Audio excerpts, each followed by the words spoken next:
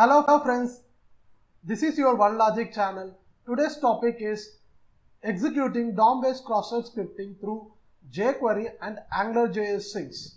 Let's get started for the day.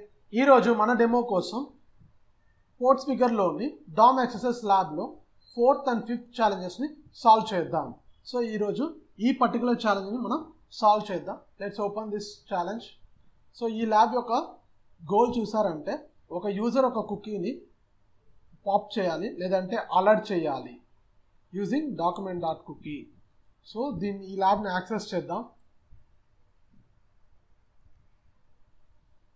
మీకు కనుక Java script గురించి తెలియకపోయినా లేదంటే XSS గురించి బేసిక్స్ రాకున్నా మీరు ఒకసారి మన ఛానల్లో జావా XSS బేసిక్స్ అనే సిరీస్లో జావా స్క్రిప్ట్ అంటే ఏంటి, అది ఎలా యూజ్ చేయొచ్చు, CSS అంటే ఏంటి, దాన్ని ఎలా యూజ్ చేయొచ్చు, ఎలా వర్క్ అవుతుంది, ఒక వెబ్ అప్లికేషన్ ఎలా వర్క్ అవుతుంది అనేసి డీటెయిల్గా నేను కవర్ చేస్తున్నాను.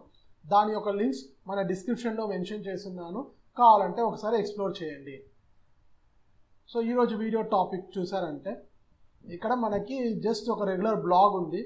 అది కాకుండా ఇక్కడ సబ్మిట్ ఫీడ్బ్యాక్ అని ఒక ఆప్షన్ ఉంది. దీన్ని ఓపెన్ చేద్దాం. ఈ సబ్మిట్ ఫీడ్బ్యాక్ చూసారంటే దీనికి జస్ట్ మన name, email ID, mobile number ఇచ్చే మాదిరి ఉంటుంది. సో దీనికి ఏం చేస్తానంటే 1 అని పెడతాను టైటిల్, దీంట్లో logic@email.com అండ్ సబ్జెక్ట్ వచ్చి ర్యాండమ్ XSS అండ్ మెసేజ్ వచ్చి టెస్టింగ్ అని పెడతాను. సో జస్ట్ సబ్మిట్ చేసి చూద్దాం ఏం జరుగుతుందో. సో ఇప్పుడు నేను మన ఫీడ్బ్యాక్ ఫామ్ అయితే సబ్మిట్ చేశాను. ఇక్కడ చూసారంటే ఆ ఫీడ్బ్యాక్ డీటెయిల్స్ మనకి ఇక్కడ కనిపించట్లేదు, కానీ మనకు ఒక మెసేజ్ వచ్చింది, అది thank you for submitting feedback అనేసి. సో ప్లస్ పక్కన ఇక్కడ ఒక బ్యాక్ బటన్ ఉంది, దీన్ని క్లిక్ చేద్దాం ఏం జరుగుతుందో. సో బ్యాక్ బటన్ క్లిక్ చేస్తే మనం ఈ హోమ్ పేజ్కి వస్తున్నాం. మళ్ళీ ఇక్కడ చూసారంటే మనకి పెద్దగా ఏం డిఫరెన్స్ అయితే లేదు. లెట్స్ సీ ఈ ఆర్టికల్ ఒకసారి ఓపెన్ చేద్దాం. సో ఈ ఆర్టికల్లో చూసారంటే జస్ట్ రెగ్యులర్ డేటా ఉంది, కానీ nothing much interesting. Same thing again అలాంటి అక్కడ ఇందాక చూసిన ఫీడ్బ్యాక్ లాగా ఇక్కడ కామెంట్ పోస్ట్ చేసే మాదిరిగా. సో సిమిలర్ థింగ్ మనము ఇందాక బయట చదివిన దాని ప్రకారం ఇక్కడ సబ్మిట్ ఫీడ్బ్యాక్ ఫామ్లో మనకి ఈ పర్టికులర్ వల్నరబిలిటీ అయితే ఉంది అనేసి తెలుస్తుంది. సో దాని మీద క్లిక్ చేద్దాం. సో ఇక్కడ చూసారంటే కొన్ని ఇంట్రెస్టింగ్ చేంజెస్ ఉన్నాయి. ఈ URL ఒకసారి ఇన్స్పెక్ట్ చేశారంటే మనకి ఒక పారామీటర్ యాడ్ అయ్యింది, that is return path. So ఈ return path equal to slash. So మనం ఎప్పుడైతే ఫీడ్బ్యాక్ సబ్మిట్ అయిపోతుందో ఇది వచ్చి ఈ పాత్ ఈక్వల్ టు స్లాష్ అంటే హోమ్ పేజ్కి రిటర్న్ అయిపోతుంది, లేదా ఇక్కడ వచ్చి హోల్డ్ అవుతుంది అనమాట. సో ఇక్కడ మనము ఏదైనా జావా స్క్రిప్ట్ ఉందా అనేసి సోర్స్ కోడ్ వ్యూ చేసి చూద్దాం. ఇక్కడ చూసారంటే we have regular HTML data, just ఆ డేటాని మనకి డిస్ప్లే చేసేదానికి. So again same thing. So ఇక్కడ చూసారంటే ఫామ్ ట్యాగ్, మనం ఏదైతే డేటాని ఎంటర్ చేసి సబ్మిట్ చేస్తామో అది సర్వర్కి పంపించేదానికి ఈ ఇన్పుట్ ఫీల్డ్స్ అయితే ఉన్నాయి. ఇక్కడ చూసారంటే ఒక ఏ ట్యాగ్ ఉంది, దానికి ఐడి వచ్చి బ్యాక్ లింక్, దాని పేరు బ్యాక్ బటన్. సో మనం ఇందాక ఇక్కడ ఒక చూసాం కదా, ఈ బ్యాక్ బటన్ ఉంది కదా, దీన్ని బ్యాక్ లింక్ అనే ఐడితో href ట్యాగ్ ఇచ్చిండారు. సో అదే అనమాట, ఒక డివిజన్ ట్యాగ్ లోపల ఉంది. దాని కింద చూసారంటే ఒక స్క్రిప్ట్ ఉంది. ఈ స్క్రిప్ట్లో చూసారంటే ఒక ఫంక్షన్ ఓపెన్ చేస్తున్నారు, ఒక ఫంక్షన్. దాంట్లోపల మనం పైన చూసాం కదా, ఇక్కడ ఏ ట్యాగ్లో ID equal to back link అనేది దాన్ని ఇక్కడ రెఫరెన్స్ చేస్తున్నారు. అంటే ఈ ఫంక్షన్ వచ్చి ఈ బ్యాక్ బటన్ యొక్క ట్యాగ్ని కాల్ చేస్తుంది విత్ ఐడి బ్యాక్ లింక్. దానికి యాట్రిబ్యూట్ ATTR అంటే యాట్రిబ్యూట్ href దానికి వాల్యూ వచ్చి చూసారంటే search URL parameter window.location.search.get. ఇక్కడ చూసారంటే పైన ఉండే, సో ఇక్కడ చూసారంటే ఇక్కడ పైన ఉంది కదా ఈ return path equal to slash, ఈ పర్టికులర్ పారామీటర్ని ఈ స్క్రిప్ట్ సర్చ్ చేసి ఆ రిటర్న్ పాత్ ఉండే వాల్యూని తీసుకునేసి దాన్ని ఈ బ్యాక్ బటన్కి అపెండ్ చేస్తుంది.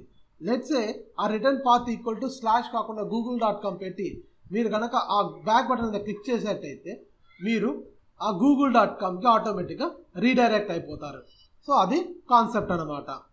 సో ఇక్కడ నాకు తెలిసి ఇదే మన యొక్క వల్నరబుల్ పాయింట్. మనకి జావా స్క్రిప్ట్లో jQueryలో మటుకే మనం ఈ విధంగా డాలర్ పెట్టి రాస్తాం, మిగతా దాంట్లో రాయమన్నమాట. మిగతా ఏ ప్రోగ్రామింగ్ లాంగ్వేజ్లోనూ మనం ఈ డాలర్ పెట్టి మిగతా దేంట్లోనూ జావా స్క్రిప్ట్లో మిగతా ఏ లైబ్రరీలో ఇలా రాయము. సో దాన్ని బట్టి ఇది క్లియర్గా అర్థమవుతుంది, ఇది jQuery కోడ్ అనమాట. జావా స్క్రిప్ట్లో మల్టిపుల్ లైబ్రరీస్ ఉన్నాయి, jQuery, Angular, Vue.js etcetera. So ఇప్పుడు చూసారంటే ఈ స్క్రిప్ట్ అయితే రన్ అవుతుంది. దాని కింద చూసారంటే సబ్మిట్ feedback.js అని ఒక స్క్రిప్ట్ ఉంది. దీంట్లో ఏముందో చూద్దాం. ఇది చూసారంటే just web socket connection create చేసేదానికే. ఈ వెబ్ సాకెట్స్ అంటే ఏంటి అనేసి దీనికి ఒక స్పెసిఫిక్ వీడియో చేస్తాను. దాంట్లో మీకు వెబ్ సాకెట్స్ అంటే ఏంటి, అవి ఎలా వర్క్ అవుతాయి అనేసి అండర్స్టాండ్ చేసుకుంటారు. ప్లస్ ఈ అప్లికేషన్లో jQuery 1.8.2 అనే వెర్షన్ని యూజ్ చేస్తున్నారు. సో నార్మల్గా మనం ఒక జావా స్క్రిప్ట్ చూసినప్పుడు ఫస్ట్ ఈ సోర్స్ కోడ్ని అనలైజ్ చేయాలి, తర్వాతనే ఈ JS ఫైల్స్లోకి వెళ్ళాలి. ఎందుకంటే నేరుగా మీరు JS ఫైల్స్లోకి వెళ్ళారనుకో, ఎగ్జాంపుల్కి ఇది ఓపెన్ చేస్తాను, ఇక్కడ చూడండి ఎంత కోడ్ ఉందో. ఈ కోడ్ని మీరు అర్థం చేసుకునే లోపల మీకు చాలా టైం పడుతుంది. కానీ దీనివల్ల మీరు ఎంత అనలైజ్ చేసినా మీకు ఏం అర్థం కాదు. ఎందుకంటే ఈ డేటా అంతా అఫస్కేటెడ్ ఫార్మాట్లో ఉంటుంది. అంటే ఫంక్షన్ నేమ్స్ ఏమి ఉండవు, అన్నీ ABCDEFGH అని పెట్టింటారు. మీరు దీన్ని ఎంత చదివినా ఏం అర్థం కాదు. సో దీని లోపలికి వెళ్ళే ముందు ఫస్ట్ అది ఎలా వర్క్ అవుతుంది, ఏం జరుగుతుంది అనేసి అర్థం చేసుకోండి. ఈ డాలర్ అనే సింబల్ పెట్టాం కదా, దీనికి కావాల్సిన రెఫరెన్స్ డేటాని ఈ jQuery లైబ్రరీ నుంచి ఇది రిట్రీవ్ చేసుకుంటుంది అనమాట. అందువల్ల ఈ పర్టికులర్ ఫార్మాట్లో వేస్తే ఈ డేటా యాక్సెప్ట్ అవుతుంది బ్రౌజర్లో. సో మీకు ఈ యొక్క బ్యాక్గ్రౌండ్ అనేది మీకు బాగా అర్థమై ఉంటుంది అనుకుంటున్నాను. మనం ఇప్పుడు యాక్చువల్ వల్నరబిలిటీ కింద ఫోకస్ చేద్దాం. సో ఇక్కడ ఏంది, రిటర్న్ పాత్లో మనకి ఏదైతే డేటా ఇస్తారో ఆ డేటాని ఇది నేరుగా బ్యాక్ బటన్కి అపెండ్ చేస్తుంది. సో ఇప్పుడు మనం ఏం చేద్దామంటే నేరుగా ఈ బ్యాక్ బటన్ని అటాక్ చేయాలి. దాన్ని అటాక్ చేసేదానికి return path equal to slash ఉంది కదా, అక్కడ పేలోడ్ వేద్దాం. ఊరిక నేను ఏదో ఒక పేలోడ్ వేస్తున్నాను, దెర్ ఇస్ నథింగ్ స్పెసిఫిక్. ఇప్పుడు ఇది ఏం జరుగుతుందో చూద్దాం. బ్యాక్ బటన్ మీద క్లిక్ చేస్తాం. సో ఇప్పుడు చూసామంటే మనం నాట్ ఫౌండ్ అనే URLకి రీడైరెక్ట్ అయ్యాము. సో ఇప్పుడు మనం ఇది సోర్స్ కోడ్లో ఎలా వర్క్ అవుతుందో చెక్ చేద్దాం.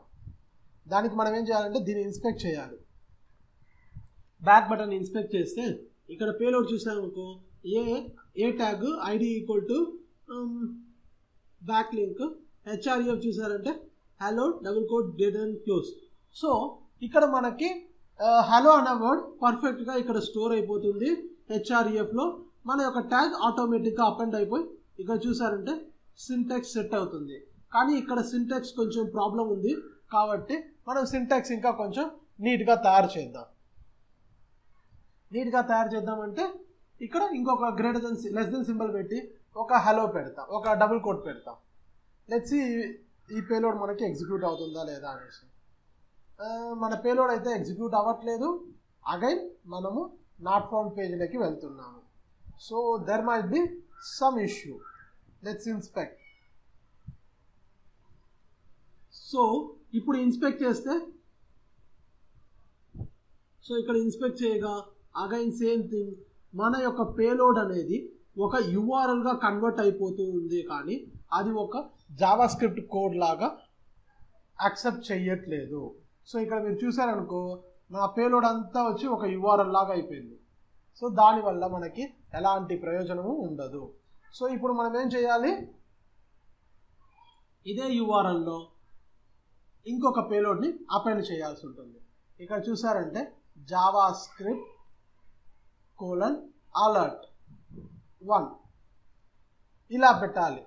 దీనికి అర్థం ఏంటంటే జావాస్క్రిప్ట్ అనే ఫంక్షన్లో జావాస్క్రిప్ట్ అనే లాంగ్వేజ్లో అలర్ట్ అనే ఫంక్షన్ ఎగ్జిక్యూట్ చెయ్యి అనేసి మనం సర్వర్కి లేదా బ్రౌజర్కి చెప్తున్నాము.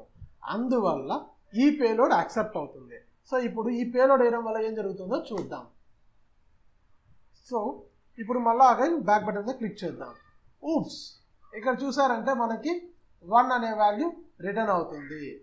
సో దీనికి అర్థమైంది, మనం ఎంటర్ చేసిన జావాస్క్రిప్ట్ అలర్ట్ అనే ఫంక్షన్ ఎగ్జిక్యూట్ అయ్యి మనకి alert 1ని చూపిస్తుంది. సో ఇప్పుడు మనకి ఈ ఛాలెంజ్ సాల్వ్ చేయాలంటే మనకు కావాల్సింది ఏంది, కుక్కీ వాల్యూ. దానికి document.cookie ఎంటర్ చేద్దాం and let's click on back button. Oops, again మనకి కావాల్సిన కుక్కీ వాల్యూ వచ్చేసింది. ఓకే ఇద్దాం. నౌ లెట్స్ సీ, మనం congratulations you have solve the lab అని వచ్చింది. సో ఈ విధంగా ఒక జావా స్క్రిప్ట్ అయితే వర్క్ అవుతుంది, లేదా ఒక DOM బేస్ ఎక్సర్సైజ్ని మనం అనలైజ్ చేయాలి. ఇప్పుడు మనం సబ్మిట్ చేసిన పేలోడ్ని కనుక సోర్స్ కోడ్లో చూస్తే జావాస్క్రిప్ట్ alert document.cookie పర్ఫెక్ట్గా స్టోర్ అయిపోయింది. కానీ అదే జావాస్క్రిప్ట్ alert అనేది URLగా కన్వర్ట్ అయింది. ఎప్పుడు మనము URLలో ఒక వాల్యూ రిఫ్లెక్ట్ అవుతుందంటే దానికి URL స్కీమాసే ఇవ్వాలి. జావాస్క్రిప్ట్ అని రాసాం కదా, ఇది URL స్కీమా. ఈ స్కీమాని పెట్టి మనం URLలో జావాస్క్రిప్ట్ ఎగ్జిక్యూట్ చేసుకోవచ్చు. మీకు ఒక మంచి ఐడియా వచ్చి ఉంటుంది ఈ జావాస్క్రిప్ట్ ఎలా వర్క్ అవుతుంది, ఈ DOM base exercise challenge solve చేయడం. సో ఇప్పుడు మనం నెక్స్ట్ ఛాలెంజ్ని సాల్వ్ చేద్దాం. నెక్స్ట్ ఛాలెంజ్ చూసారంటే DOM base exercise in AngularJS expression. So ఈసారి మనం ఎగ్జిక్యూట్ చేయబోయే లేదా టెస్ట్ చేయబోయే ఆ ఇన్పుట్ ఫీల్డ్స్ వచ్చి AngularJSలో పార్స్ అవుతాయి. AngularJSలో దాని యొక్క సింటాక్స్ వెరైటీగా ఉంటుంది. సో ఇక్కడ మన గోల్ చూసారంటే జస్ట్ అలర్ట్ బాక్స్ని ట్రిగర్ చేయడము. Let's access the lab. ఈ ల్యాబ్లోకి వచ్చాము. ఇక్కడ చూస్తే ప్రతి మచ్ రెగ్యులర్ కంటెంట్స్ లాగా ఉంది, కానీ మనకు ఒక డిఫరెంట్ ఆప్షన్ అయితే ఉంది. అదేంటంటే ఈ సెర్చ్ బటన్. లెట్స్ టెస్ట్ అని సెర్చ్ చేస్తున్నాను. టెస్ట్ కామన్ వర్డ్ కదా, నేను 1 2 3 4 అని సెర్చ్ చేస్తాను. ఏం జరుగుతుందో చూద్దాం. సో మనకి ఇక్కడ 0 రిజల్ట్స్. సోర్స్ కోడ్లో చూద్దాం 1 2 3 4. సో ఇప్పుడు 1 2 3 4 నేను టైప్ చేయగానే మనకి ఇక్కడ చూసారంటే ఆ వాల్యూ సోర్స్ కోడ్లో రిఫ్లెక్ట్ అవుతుంది. ఆ రిఫ్లెక్షన్ పాయింట్ చూసారంటే H1 ట్యాగ్ హెడ్డింగ్ ట్యాగ్స్ మధ్య రిఫ్లెక్ట్ అవుతుంది. మీకు కనుక ఈ హెడ్డింగ్ ట్యాగ్ ఏంటని తెలియకుంటే ఒకసారి ఎక్సెస్ బేసిక్ సిరీస్ చూడండి, మీకు ఒక మంచి ఐడియా వస్తుంది. సో ఇప్పుడు మనం ఎంటర్ చేసిన డేటా ఇక్కడ రిఫ్లెక్ట్ అవుతుంది 1 2 3 4. సో మనం చూద్దాం ఇంకా ఏదైనా స్పెసిఫిక్ సింక్స్ ఉన్నాయా అనేసి ఇక్కడ అటాక్ చేసేదానికి. ఇక్కడ చూసారంటే సెక్షన్, డివిజన్, ట్యాగ్స్ ఇవే ఉన్నాయి. మనకు స్పెసిఫిక్గా ఏమి జావాస్క్రిప్ట్ కోడ్ అయితే ఇక్కడ లేదు. సో ఇక్కడ మనం ఇంకొక విషయం అబ్జర్వ్ చేయాలి. ఏంటంటే ఈ బాడీ ట్యాగ్లో చూసారంటే ng-app అని ఒక పారామీటర్ ఉంది. దీని యొక్క రిప్రజెంటేషన్ ఏంటంటే ఈ బాడీ లోపల ఉండే డేటా మొత్తాన్ని AngularJS హ్యాండిల్ చేస్తుంది. ఈ ng-app డైరెక్టివ్ ఏం చేస్తుందంటే ఇది ఆ వెబ్ అప్లికేషన్ యొక్క కోడ్ అని రిప్రజెంట్ చేస్తుంది. దాని యొక్క లైబ్రరీ చూసారంటే ఇక్కడ. సో ఇక్కడ చూసారంటే Angular 1.7.7.js అని ఉంది. సో దీనికి అర్థం ఏంటంటే ఇది AngularJS వెర్షన్ 1.7.7ని యూజ్ చేస్తుంది, కానీ మనకి ట్రెడిషనల్గా ఎలాంటి సింక్స్ కనపడట్లేదు. సో మనం ఏం చేయొచ్చు అంటే గూగుల్లో ఈ స్పెసిఫిక్ వెర్షన్లో ఏమైనా పేలోడ్స్ ఉన్నాయా లేదంటే వల్నరబిలిటీస్ ఉన్నాయా అనేసి అనలైజ్ చేయొచ్చు. దానికి AngularJS 1.7.7 XSS పేలోడ్స్ అని ఎంటర్ చేసాము. Let's open this link.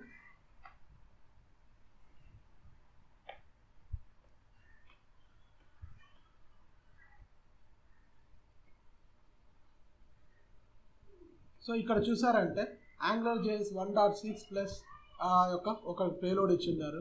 AngularJS 1.6 plus మళ్ళీ ఇంకొక కోడ్ ఇచ్చారు. ఈ విధంగా డిఫరెంట్ పేలోడ్స్ ఉన్నాయి. ఒక్కొక్క వర్షన్ని బట్టి ఈ పర్టికులర్ పేలోడ్స్ అనేది వర్క్ అవుతాయి. సో నేను జస్ట్ ఈ పేలోడ్ని కాపీ చేస్తాను. ఇది వర్క్ అవుతుందో లేదో చెక్ చేద్దాం. ఈ పేలోడ్ని ఏం చేయాలి, ఇలా పేస్ట్ చేసి సెర్చ్ కొట్టామంటే ఊప్స్ మనకి ఈ ఫస్ట్ పేలోడ్ సక్సెస్గా ట్రిగర్ అయిపోయింది. So awesome. మన యొక్క గోల్ ఏంది ఈ ల్యాబ్కి అలర్ట్ బాక్స్ని ట్రిగర్ చేయడమే. So no problem. సో ఇక్కడ చూసారంటే మనకి కంగ్రాచులేషన్స్ అనేసి ఇది కూడా వచ్చేసింది. కానీ మీరు ఒక విషయం అనలైజ్ చేసి ఉండాలి, ఎందుకు మనకి ఈ పేలోడ్ ఎగ్జిక్యూట్ అయ్యింది.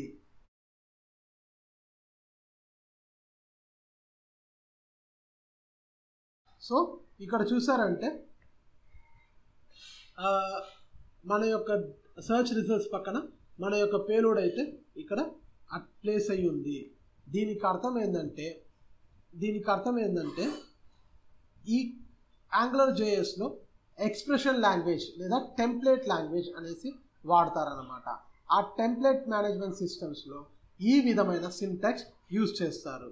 ఈ ఫ్లవర్ బేస్ ఓపెనింగ్ ఉంది కదా, double flower base open, double flower base close. దీనికి అర్థం ఏంటంటే ఇది ఒక ఎక్స్ప్రెషన్ అనేసి అర్థం. సో ఈ పర్టికులర్ పేలోడ్ని యూజ్ చేసి యాంగులర్ జేఎస్లో మనం ఎక్సెసెస్ని ట్రిగర్ చేయొచ్చు. మనం ఈ టెంప్లేట్ ఇంజెక్షన్ గురించి చూసినప్పుడు ఈ డేటాని డీటెయిల్గా అర్థం చేసుకుందాం. ఐ హోప్ ఈ వీడియో మీకు చాలా యూస్ఫుల్గా ఉంటుంది అనుకుంటున్నాను. ఈ వీడియో నచ్చినట్టయితే లైక్ చేసి సబ్స్క్రైబ్ చేయండి, మరియు మీ ఫ్రెండ్స్ అండ్ ఫ్యామిలీతో షేర్ చేయండి, మరియు మీ వాల్యుయబుల్ కమెంట్స్ని కామెంట్ బాక్స్లో రాయడం మర్చిపోవద్దు.